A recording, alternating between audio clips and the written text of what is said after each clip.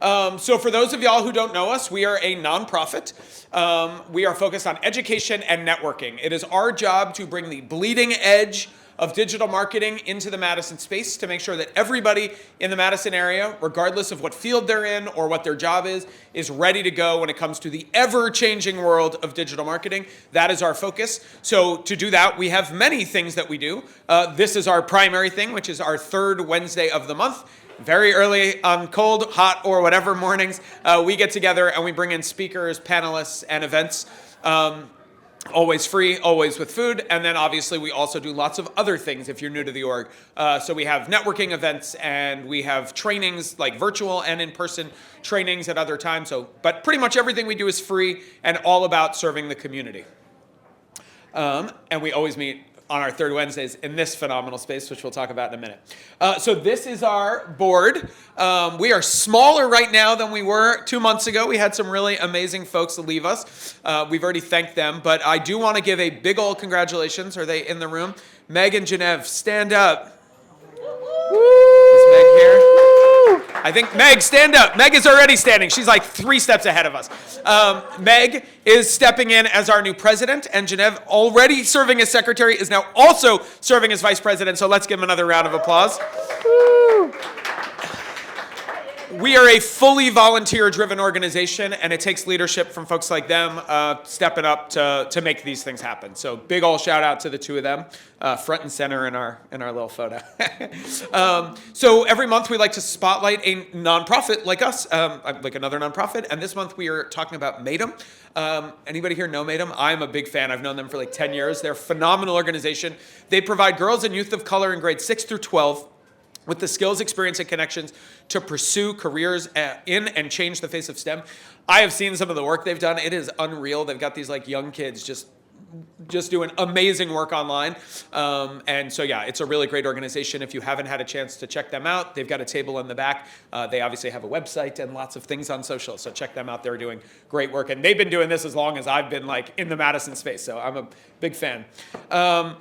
I said we are a volunteer-driven organization. Our board is all volunteers, and we've got lots of non-board members volunteering, but we could not do anything that we do without our sponsors. They keep us going, so big ol' shout out to all of them.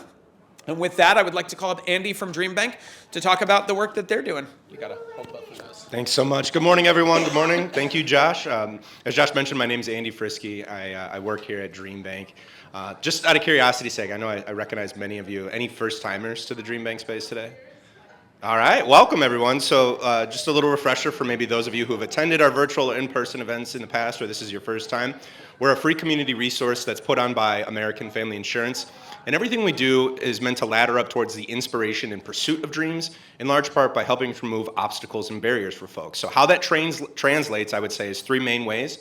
The largest one being the events that we host. So very similar to the mission of Social Media Breakfast, we host anywhere between 6 to 15 free events a month that are all organized through the lens of personal and professional development. So I head up a lot of our events that are most aligned with business or with the American Family Insurance brand, but we have a lot of events that are geared towards overcoming adversity in dream pursuit, overcoming obstacles and barriers as well.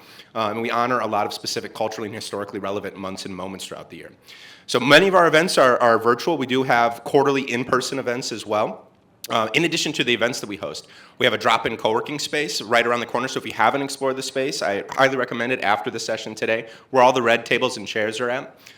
We're open Tuesday through Thursday, 9 to 5. So if you're looking for a quiet place to work, you're always free to pop in here and post up. And then lastly, all the way at the back of the space, we have a very robust and interactive exhibit, always rooted in positive psychology, meant to embody some of the beliefs and values of the organization, but some really cool design thinking concepts and principles as they relate to dream pursuit are built into that exhibit. So again, if you have some time today or at a later date, definitely recommend checking that out. Lastly, if you folks are ever in need of meeting space, whether it be for a separate board that you sit on, your small team, what have you, we offer up the space to utilize as well, free of charge. So reach out to myself or any of the other Dream Bank staff after, and we can certainly get you sorted there. Anyone here last month? Okay, so we're doing another book giveaway today. Got some trivia questions, some deep cuts. I know we got some new folks here, so you probably, I don't know, we'll see how this goes. So, in light of talking about some of the board transition, Meg is the current president. Josh was what years were you president? 2 years ago. 2 years ago. Okay. Two presidents ago. We had Liz between. So, for SEO for Growth, the ultimate guide for marketers, web designers, and entrepreneurs, who was the executive director, the board chair, prior to Josh Clemens? Go ahead and shout it out. Wasn't Roland? That's not a person. Okay. All right. Come on, y'all. Okay. Methuselah. What was yesterday? All right. Who said Tuesday? Hey. All right. You get SEO for Growth. A marketer's guide. Okay. I know who the president was before me. Fair enough. Fair enough. Okay. So another trivia question here. What year for? Shane Cicero, y'all. Thank you. Sorry, yeah, I suppose giving the answer would be helpful. So, okay. Okay, so DreamBank trivia question. What year was DreamBank first founded? So this is the second location. We used to be located up on the Capitol Square. It's not in the 2020s. Yes, sir, you. What's that? 2009. Close. A little later than that. 12. Who said 12? You? Oh, you get email persuasion, captivate, engage your audience, build authority, and generate more sales with email marketing. Yeah, I do. Thank you. All right, thanks so much, folks. I'm going to kick it back to Josh. There we go.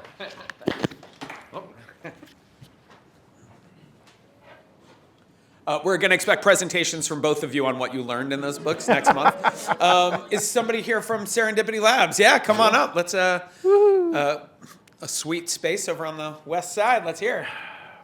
You got to hold both of those, Sarah. Oh, you just hold them together. Hi, I'm Marissa, and I'm with Serendipity Labs in West Madison, over off Junction Road. We're a flexible office and co-working space. We also have upscale meeting and event space. We have boardrooms. We have a large ideation studio that holds up to 75. Right now, we're running a special with Social Media Breakfast. If you mention that you heard us through Social Media Breakfast, you get 50% off your meeting or event space. We also have networking events every Tuesday and Thursday. We have a Biz Around. They're a group that meets. You're welcome to join. That's at 7:45 a.m. And next Friday, we have LinkedIn Local at our space. Yeah, come check us out. And our own, your own, our own, she's mine too. Faith Day is the speaker for LinkedIn Local next week. So hope to see you Friday, and let me know if you would like any more information. And we're going to call up Sherry to talk about Community Shares of Wisconsin. Woohoo! All right. Woohoo! Sorry, one's for the internet. All right. Hello, my name is Sherry Dubiel, and I am the Executive Director at Community Shares of Wisconsin. And Community Shares and our Big Share Online Giving Day, which is coming up on Tuesday, March 4th, we've had a relationship with Social Media Breakfast Madison for as long as I can remember. When did Social Media Breakfast Madison start? We're 16 years old. Okay. I've been around for about 12 of them, and y'all have been partners since early on. Yes, yes. So when we first started doing an online giving day, that's what the Big Share is, we knew that we needed to get the attention of Social Media Breakfast, and I think Josh was around from the very beginning of us trying to, hey guys, think about us. Community Shares, you may know us from the Big Share Online Giving Day. You also may know us from workplace giving campaigns or giving at the Willie Street Co-op through the CHIP program, or at Capital Center Foods through the Roundup program. Let me tell you just a little bit about why the Big Share is so important this year.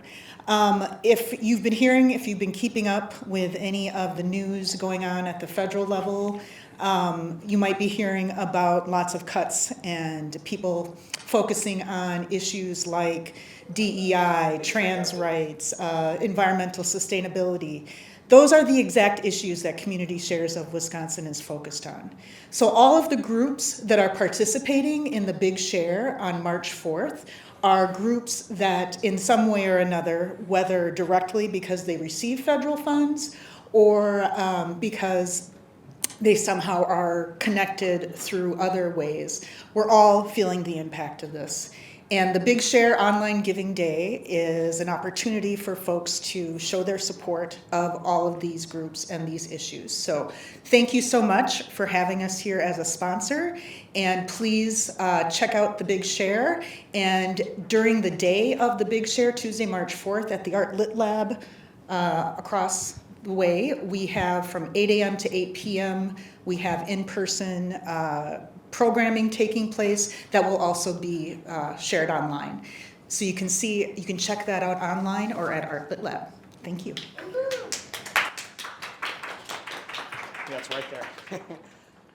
So next month, we're going to be talking about challenging the inverted pyramid, captivating content for every medium with Cassandra DeGuide of The Creative Company. So definitely set your calendar, third Wednesday next month, as always. Super excited for that. And without further ado, we're going to call up Gray, who's a longtime board member, works with community shares in Wisconsin, and he's going to talk about decentralization and the future. Oh, actually, I'm all set. So this presentation came because I did not listen to my grandpa, who told me I should make sure I never volunteer for anything.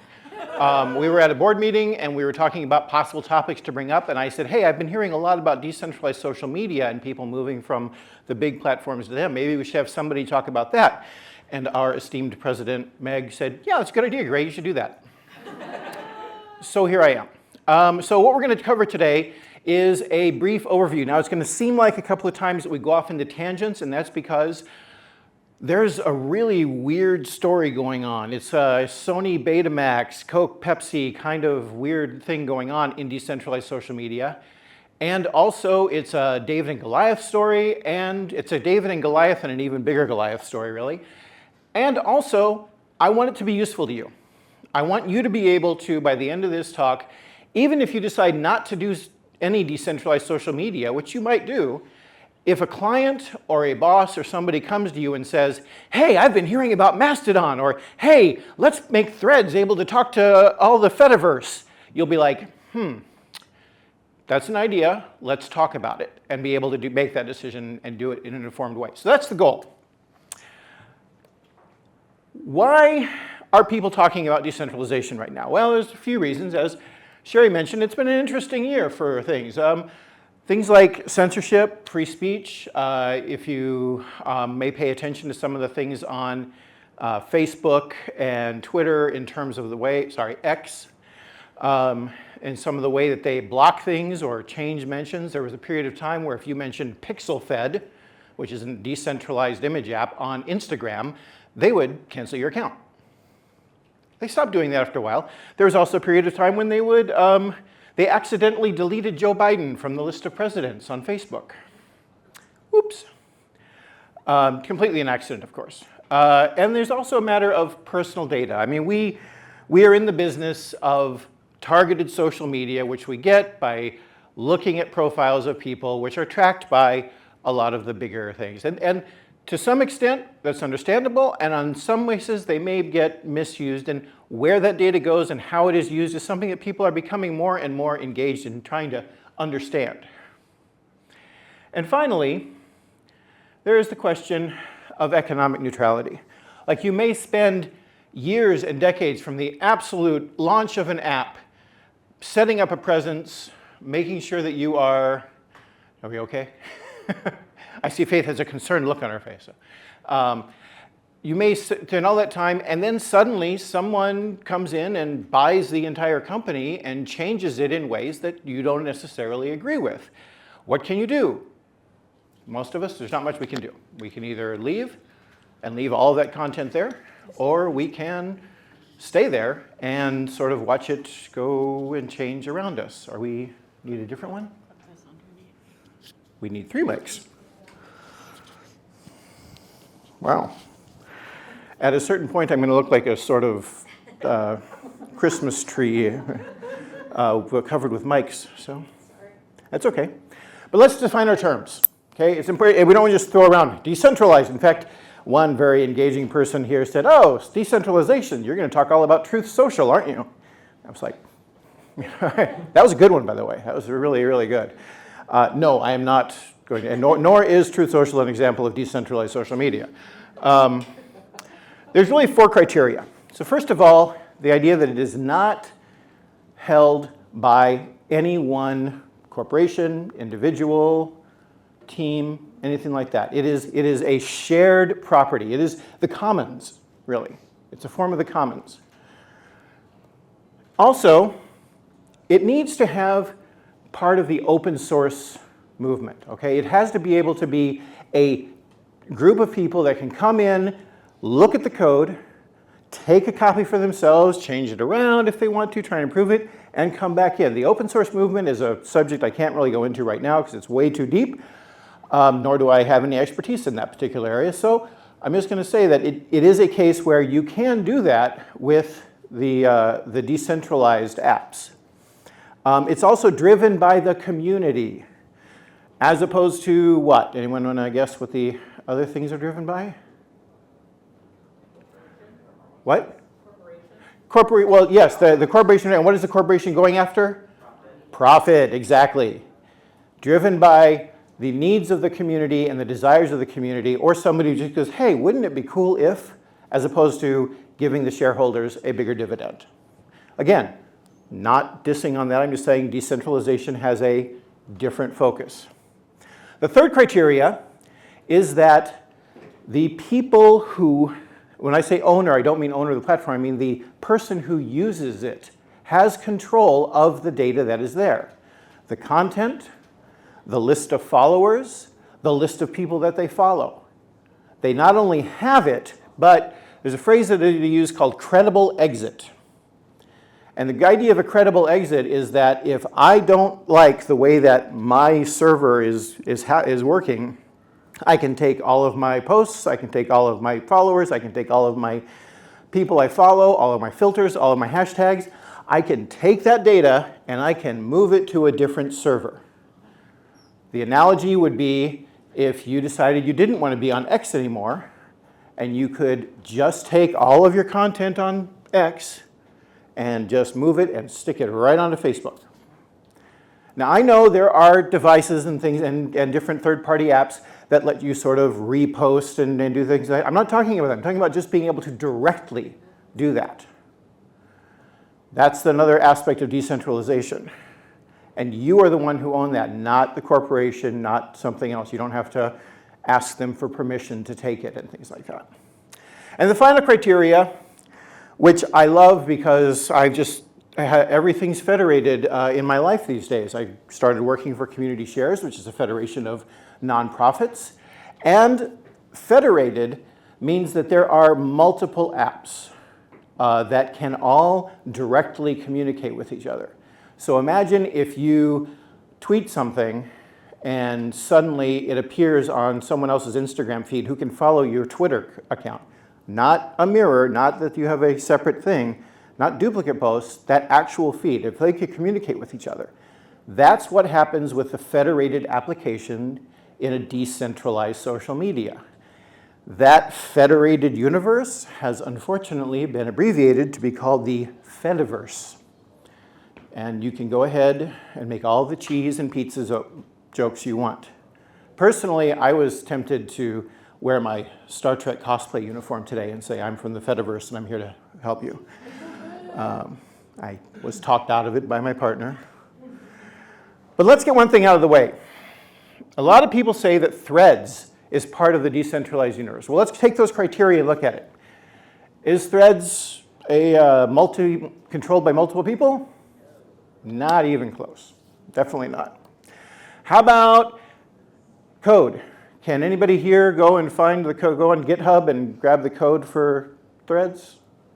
Probably not. And they're going to change the code, and why would they change the code? Because they want to make more money for the shareholders, which is the purpose of a profit-driven company. Anybody here can get at their data? Anybody have a good idea of what they're collecting on you from Threads? Has anyone here actually read the terms of use? I haven't, I know that. So yeah, exactly. They did make it really, really easy to not read the terms of use by saying anybody with an Instagram account can just have a Threads account automatically. Isn't that nice of them? And is it federated? Well, kind of. Here's the way it works. if you have a Threads account, you can go into your settings and you can decide, hey, I want people that are on Mastodon to be able to see my posts. You can change that setting, and then I can look at my Mastodon account, I can subscribe to Josh's Threads account, and I will see his posts in my timeline, chronologically. I can also go into my Mastodon account, and I can change a little setting and say, I want the people at Threads to be able to see everything that I post. We'll talk about what those are called in a little bit. I hate the name. The problem is Josh won't see that in his regular timeline, even if he follows me. He can set it up that, they say, send me an alert every time Gray posts. We all know how fond we are of having alerts randomly pop up at times. We're having sound issues. Really? Yeah, unfortunately, you're going to have to hold the mic so that folks... Okay, that's fine. Can hear you. Sorry about that. This one, the square one? Do you want me to hold that? These two expresses are so That one right there. Okay, right there. And then I'm sure they'll let us know if we can hear you. All right. And actually, say right now, part of the fun of doing this thing is that I also am going to turn it into an article on Medium. So everything that you're hearing, you will get to read later on, as well as a summary and everything else. So if you missed the first part, don't worry. It was just the funniest part. So Threads, it's sort of federated. It's not a two-way thing. It's a little more difficult. But yes, it kind of can talk to other apps in the Fediverse. Kind of. But I do not think, this is my non-expert layman's opinion, Threads is not decentralized social media. Not saying Threads is a bad app. I'm not saying Facebook is a bad app. I'm not saying anything is a bad app. I'm just saying let's call it what it is. It is a centralized social media app that has some functionality with the decentralized one, which frankly does make it better than a lot of other centralized apps. That's great. When I was looking into how do you explain what decentralized social media is to people, the thing I kept on coming up with was just tell them it's just like email. And I tried that. I actually have gone through this entire presentation 3 different times with 3 different highly intelligent people, and I've revised the entire presentation 3 times because this is not a great metaphor unless you have installed an email server. How many people here have actually installed and configured an email server? Yeah, Rena, I know you would. Okay, so 3 of us have. So it'll make complete sense to us to use that analogy. How many people here use email? Okay, you don't use email? Really? Okay, sometimes. All right. And the thing is, we don't think about email. It's become so ubiquitous, we don't think about how does it work. It's like your cell phone. If you call someone, you don't think about which cell tower is it going to unless you're watching a spy movie. You just think, oh, I'm going to call them. Okay? You don't think about the fact that there's different servers that are configured in different ways with different filters and whitelists and things like that. So this is really not a great analogy for this. So I'm going to say, instead, I'm going to put up a word cloud, and raise your hand if you know what the P in each of these things stands for.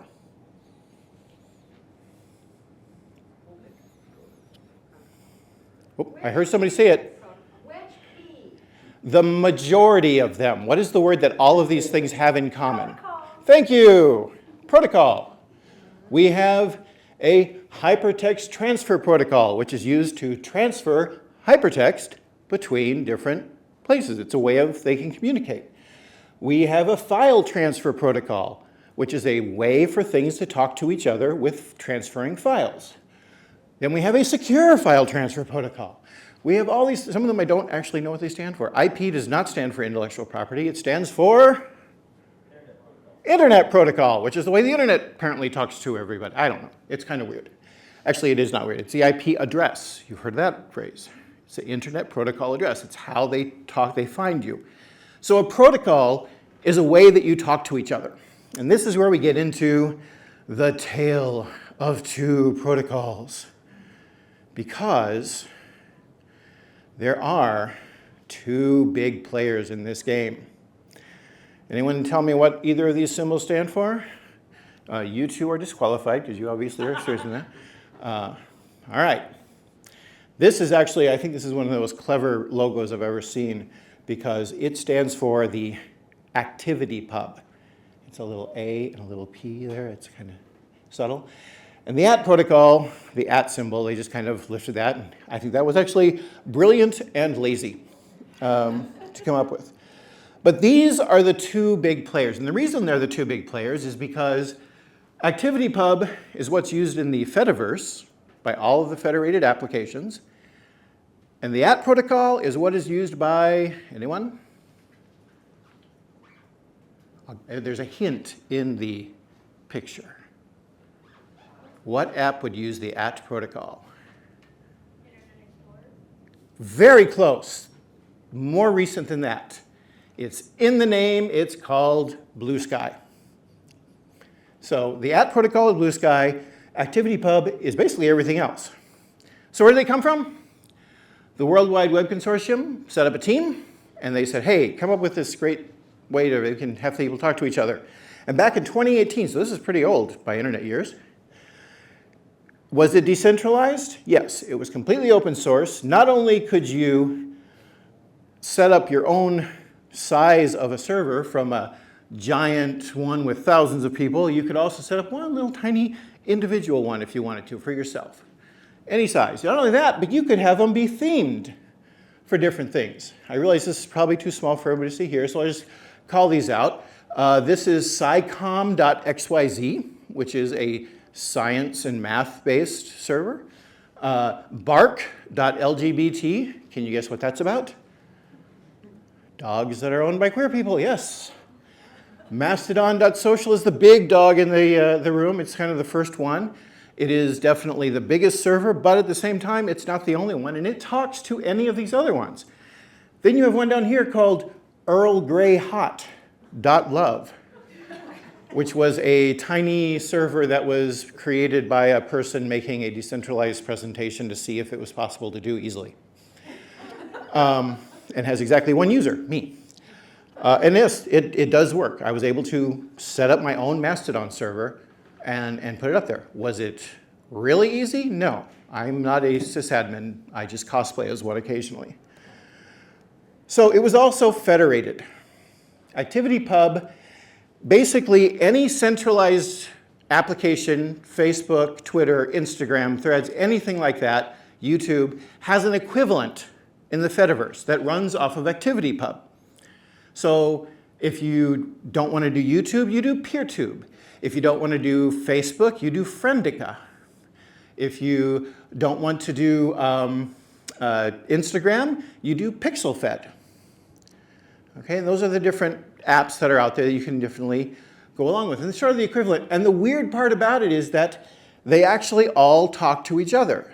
So just like we know that niching down can help us get more return on our investment into social media, that may be one reason to look at doing something like this. We'll talk more about that in a little bit. But the numbers, they are tiny compared to what we're used to working with. Now let's talk about the protocol. That was developed at this wonderful company that used to exist called Twitter. As a subgroup, Jack Dorsey decided he wanted to do something interesting and fun. So he formed a little subgroup, and they developed this other protocol that they were going to put out. And they kind of spun it off into its own company. The PBC here stands for Public Benefit Company, which is a microphone falling off my back.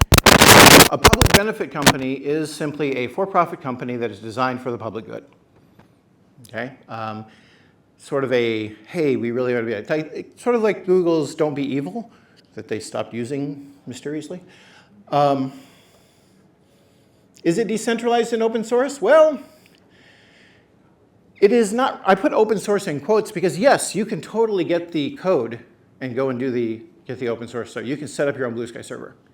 It will take about 55 terabytes just to get the basic running down there, which I think they did the math. It's in the tens of thousands per month in terms of dollars, and that's just for the base, not talking about backups and things like that.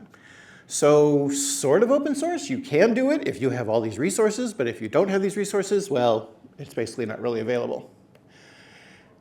There are, however, 3.2 million daily active users, and I guarantee you that there's more now. One of the stats that I did, and I actually was like asking my fellow board members for help because there's so many different places for stats, and the thing is, the minute you look at a statistic, it's inaccurate.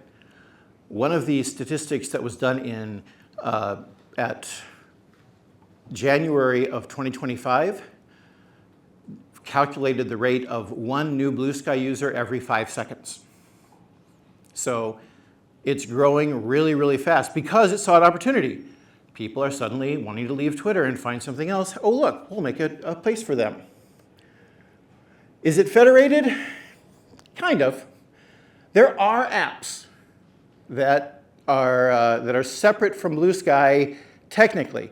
But the thing about them all is that they all are designed to work with Bluesky, except for Flipboard there. Now Flipboard, anybody here used Flipboard before? Have you used it for a while? Yeah. Like it's been out for years, way before Bluesky. It was great. Flipboard decided, hey, I'm going to make our app compatible with Bluesky, kind of like Threads said, I'm going to make our app compatible with Mastodon. Okay. So is it federated? Kind of, but not really. So I said it's not really, it's more decentral-ish. So let's have a little contest here and say a decentralized off. I'll ask a question and people just say yes or no. Feel free to shout it out. Mastodon, is it not controlled or owned by a single entity? Yes, it is not. In fact, it's controlled by 3 separate nonprofits that own separate parts of the Mastodon IP to make sure that no one group can control it. So yes, it is that. Bluesky, right now, the only group doing active work on the code is the Bluesky Corporation. Just them. They say other people are welcome to those, so there's an intention there. Is it open development and code driven by the community? Mastodon? Thumbs up, thumbs down. Bluesky? Not so much. It is a for-profit company. They do have angel investors. In fact, there have been, and I didn't grab the screenshots, but there have been little nods towards, yeah, at some point we're going to maybe have to do advertising on Bluesky. But right now there's no ads. And they also are, the profit model for both of them, in terms of the nonprofit, it's donation-based. In terms of the Bluesky model, it's going to probably be premium accounts. Do you have a credible exit? In Mastodon, can you move to a different server? Hopefully I gave you the impression of yes. I will say it's not terribly easy. It's not a one-click, hey, it's done yet. It's kind of complicated, but they are making it easier. So let's say yes, there's a credible exit.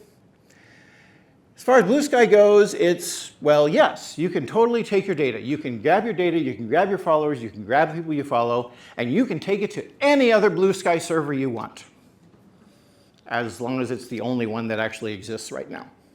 So it's kind of like Henry Ford saying you can have these cars in any color you want, as long as it's black. Okay, it's not really able to be a credible exit. And is it federated? Can it communicate directly with any other platforms? Obviously, we talked about the Fediverse. Mastodon can. And Bluesky is saying, oh, we're totally going to do this. Absolutely. It's on our roadmap. Just wait till we get here. We'll get there. But it's not there yet. So that's where it goes. So let's talk about what the formats actually look like. This is just real quick. This is actually the slide that I created on the way here because I was like, oh, wait, I haven't talked about what it actually goes into it. I'm just going to do this briefly because, as we all know, they can change this at any moment. But you get 500 characters, including emoticons. Only 4 images. There are ways to link in video in various formats. This is an interesting one. You cannot quote comment on Mastodon. And that's by design. They actually made it that way on purpose because the main developer and the leader at the time was saying, you know what? When I see people quote comment, it becomes a one-sided conversation, and it usually does not go anywhere good. So they deliberately made it so you have to actually talk back and forth to each other. You can't just take someone's words and then decide to interpret it in someone else. So that's my intent. Meanwhile, you only have 300 on Bluesky, but again, that will probably change tomorrow. The images, not only is it the 4 images, but they also have better support for high-resolution images, if that's important to you. You can do a quote comment, and also you can do a detached quote. You know, people will put up an image, they'll say, I don't want to send traffic to this person I'm quoting. They can actually say, you can still do that quote without having to do a screenshot, but we will not count it as giving attention to their thing. And hashtags still work on things like that. You notice I didn't say paid ads, didn't say carousels, didn't say stories, didn't say any of those things like that. There are other apps that'll do that kind of thing, but not these. So let's break it down to what are the good parts and the bad parts in general for decentralized social media. First thing is, both of them, in comparison to the centralized apps, are very small. I think the last stat that I looked at was 619 million Twitter users, which is in decline. But I believe that the Facebook users are in the billions. So we don't have any comparison to the sizes of the crowds. However, that means that because they're leaving, you can set up a space where you are either the authority, the first one to talk about Madison restaurants in that area, or you could say, oh, I see my user base is leaving. I'm going to stay on this platform, but I'm also going to set up this one here and say, hey, if you need to go over there to Mastodon, we're already there. You have a place to be. There are a lot of, there's a growing problem with bots on Bluesky, but it is getting, they're taking active measures that seem to be working pretty effectively. It's hard to stay a step ahead. In terms of Mastodon, there aren't really any bots because it doesn't seem worth it to make bots for a few 100,000 users, right? But that means that the people that are there are real people. They are real people that you can engage with, that you can talk to, and that can give you more, especially if you are a nerd who is involved with, really concerned about privacy. I'm looking at you, Rena. And I sort of learned my own thing of that watching her. So it's always a thing where if your audiences are interested in that stuff, this may be a place where it would pay off to engage with them. And finally, there's a phrase going around called billionaire proof. It's billionaire proof of the internet, which says that because of the way Mastodon works, if a zillionaire decides that they want to suddenly buy this because it's a whim, then they can buy that server, but you can take your stuff somewhere else. And also, it probably wouldn't be worth it to do that kind of thing. They don't have to sell it. However, as I said, multiple orders of magnitude. It's going to be so much smaller. You're going to have so many fewer things.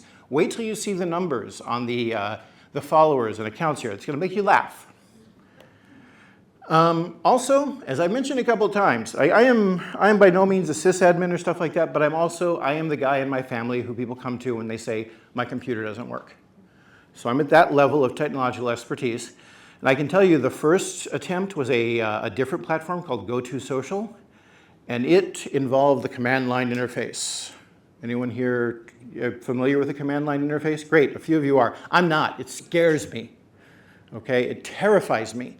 And it also is very hard. So I gave up on that one. I was able to put together a Mastodon server, as I said, but even that took a while, and had its frustrations and stuff like that. So you have to be prepared that it's not going to be as easy as, oh, I have an Instagram account, now I have a Threads account, I'm done. You also have very limited analytics. How many people here use your analytics a lot? Raise your hands. Okay. So again, I'm going to show you a couple of things about analytics, and you're going to laugh. You're going to be like, that's all I get? I will say that's for now, because it is getting better.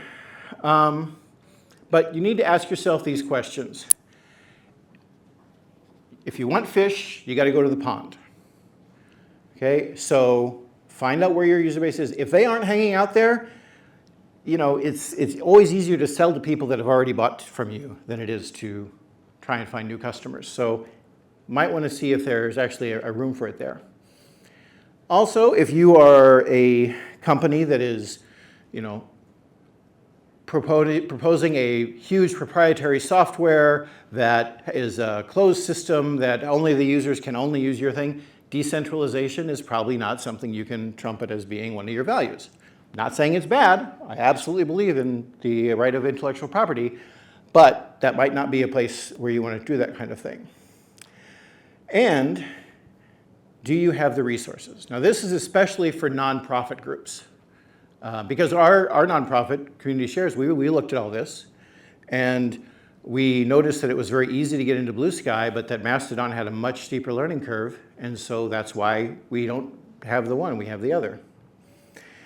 And these things are changing. Because it's open source, these platforms change all the time. I was terrified making this presentation because at any given moment, the platforms could change. The numbers, the stats were always changing, but also there were new things coming out, the whole pixel fed coming out and starting to be mentioned on morning shows and the Instagram ban. That all happened while I was working on this presentation.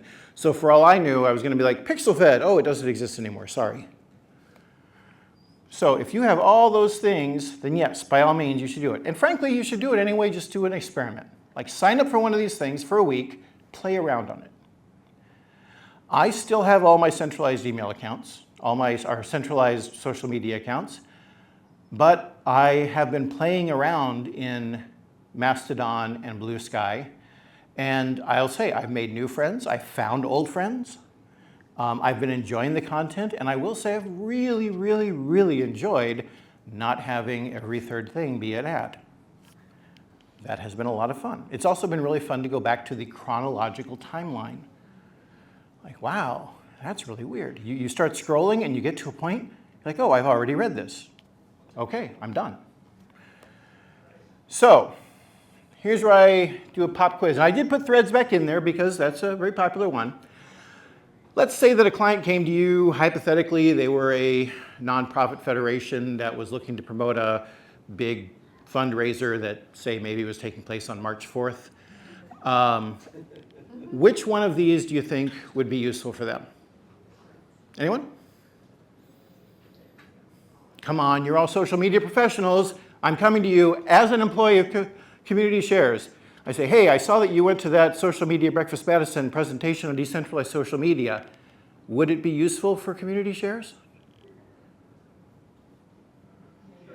Maybe. Who said maybe? What are the things I need to think about? Well, are there people there already? And do we have, who will follow us? And do we have time for it? Exactly. So we've talked about how easy it is for threads to go online. So that wouldn't take any time at all, right? It'd be pretty easy. Talked about how there's a pretty big learning curve for them. And on Bluesky. Now, I will tell you, I already gave it away. Thank you, by the way. That was a great answer. I've already given away that we have a Bluesky account at Community Shares. There are also several other nonprofits on Mastodon. Again, look at the numbers. Greenpeace International, which is not a small nonprofit, has 7,800 followers. And that's pretty big for Mastodon. I would suggest instead of looking at numbers, look at percentages in comparison to the, at how much of a percent does it have. However, the Blind Institute of Technology, 105 followers. However, you also see, so SAC nonprofit is actually something that works with other nonprofits. So they felt that it was worth their time to go to Mastodon, set up a presence to attract other nonprofits to work with them. That's a sign. And this is the union for nonprofit professionals. So there must be enough people there that these two groups that thought that their business depends on connecting with other nonprofits felt it was useful to have a presence there.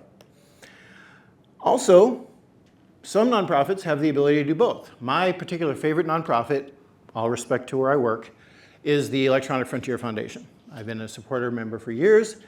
They have both a Bluesky and a Mastodon, and they both have higher followers, 79,000 followers on Mastodon, which is about 10%.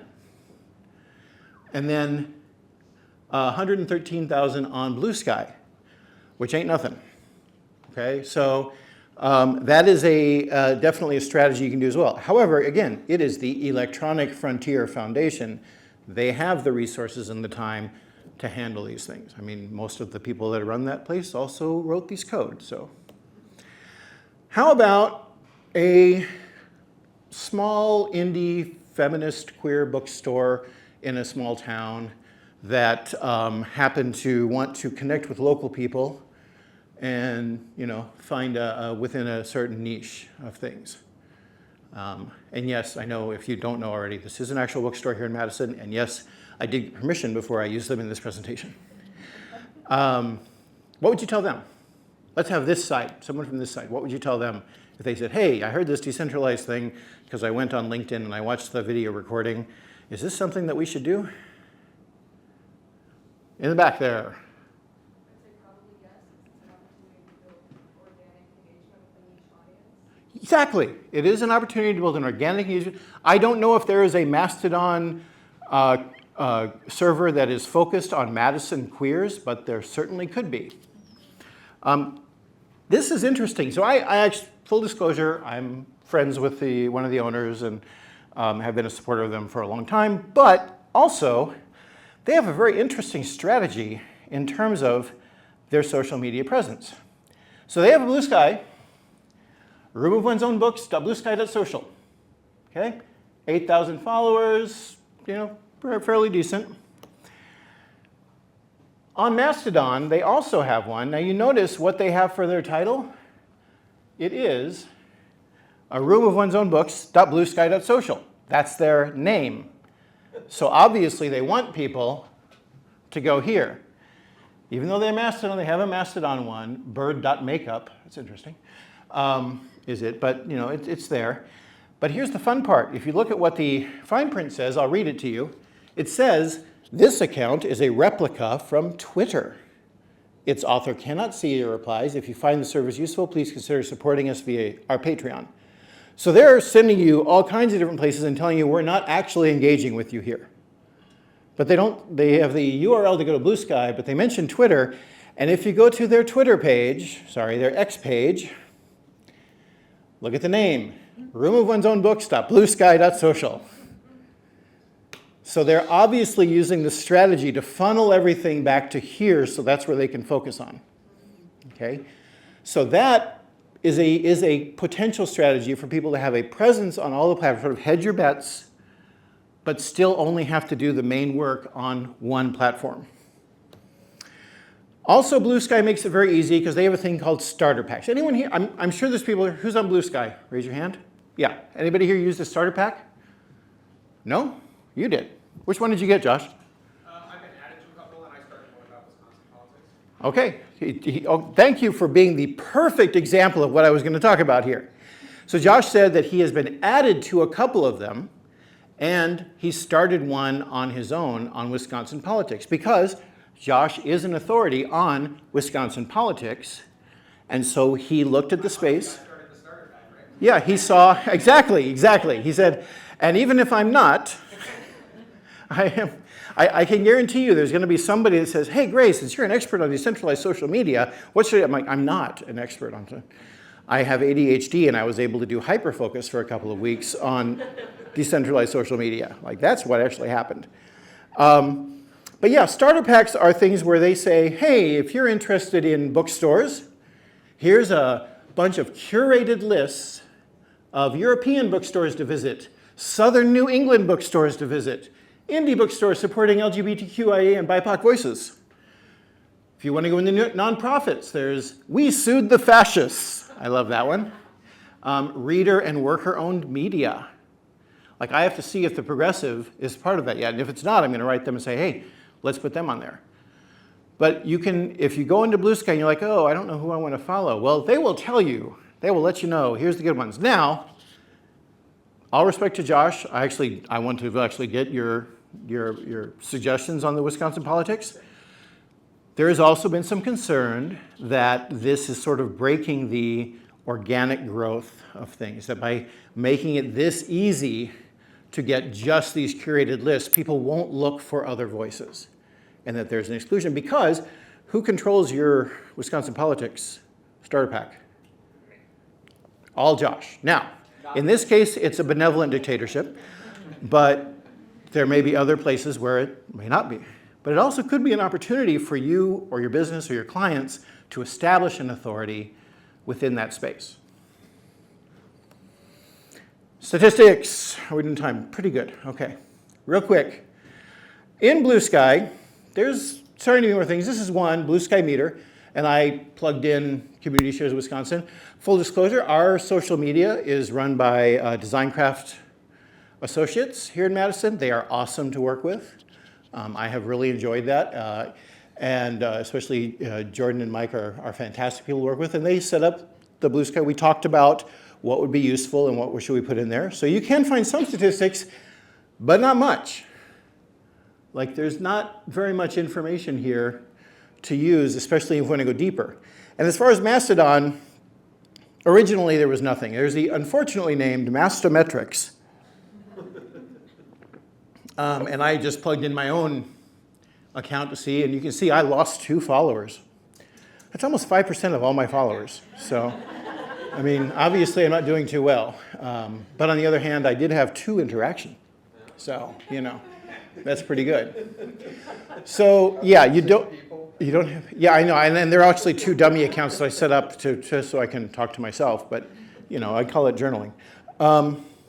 So yeah, you do have some metrics, and it is growing bigger. However, kind of like with the reply quote not being done intentionally, I'm going to quote pretty famous internet consultant Anil Dash. I don't like reading quotes off the screen because most people can see it. But basically he's saying, just like there used to not be stuff for Twitter, there really isn't stuff for Mastodon especially. We're not going to have surveillance by design. Like they want it that way. And so if you're hoping that you can get involved there and use those same kinds of things that you use with the centralized apps, probably not going to happen. You have to be ready to engage in that old school community-driven based, story-based, interaction-based, which takes a lot more energy, does also build stronger relationships. So, first question is, are there any questions? I meant to stop in the middle. Yes? So the one thing that I didn't hear you talk about with these is controls on abusive behavior, privacy, etc. I mean, like, what is stopping the Nazification of one of these servers like we've seen on? Sure. Will you repeat the question? Can you repeat? I will repeat the question. The question is, I did not talk much about the privacy aspects or the ability to screen abusive behavior and that kind of thing in terms of the apps. And I think you said Nazification? Yeah. The Nazification of the apps. So the answer is a little bit complicated, which is part of why I didn't go into it. The first part, privacy and security, is actually kind of surprising because there isn't much. Like your DMs on Bluesky are not private, are not encrypted, are not, you know, the people can see it. That might say people, like the people on the server, they're not given the same amount of security that even X has. And Mastodon as well, it's at the discretion of the person who runs the server. You know, if you come on my server, earlgreyhot.love, and you decide to go ahead, .love is a beautiful URL, and also it was very cheap. It does almost, doesn't it? Star Trek, right? And it's a Captain Picard kind of also thing? No. Just so you know, the Earl Grey Hot was my partner's idea. So it's out of respect for her because I listened to my partner. Anyway, so the fact is that anybody who goes on that server, I can look at all of their material right now. Like right now, that's the way that's set up. So there is, unfortunately, that is still something that needs to be worked on. You also have, you talked about the notification. You have the ability in Bluesky to block certain hashtags or different words from not appearing on your feed. Same thing with the server. That's one of the most annoying things I found out with my server is I was told, you have 192 hashtags to filter and decide if you're going to allow them or not.